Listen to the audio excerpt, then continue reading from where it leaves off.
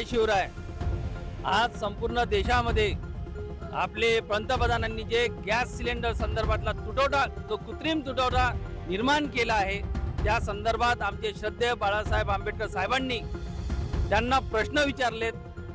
RSSच्या विरोधात त्यांनी जे पंतप्रधान आपल्या देशाला दिलेत, त्यांना प्रश्न विचारण्यासाठी आम्ही मोर्चा काढला। तर RSSचे मोहन भागवत साहेब त्या दिवशी साहेबांना भेटले नाहीत आणि आज आपण बघतोय गॅस सिलेंडरमुळे भरपूर हॉस्टेल, मेस, हॉटेल, छोटे छोटे उद्योग करणारे लोक सगळ्यांना गॅस तुटवड्यामुळे नुकसान होत आहे।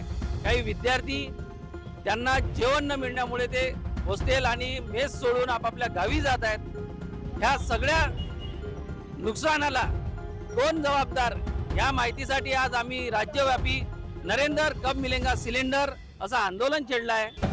गत सातत्याने एक महिन्यापासून आपल्या महाराष्ट्रात नव्हे तर पूर्ण देशात गॅस सिलेंडरचा तुटवडा भासत आहे। श्रद्धेय बाळासाहेब आंबेडकरांनी आज नरेंद्र कब मिलेगा सिलेंडर हे आंदोलन घोषित केलेलं आहे आणि त्या आंदोलनाअंतर्गत आज आम्ही वंचित बहुजन आघाडीचे आणि भारतीय बौद्ध महासभेच्या नेतृत्वात जिल्हा कचेरी समोर भव्य निदर्शने देत आहोत।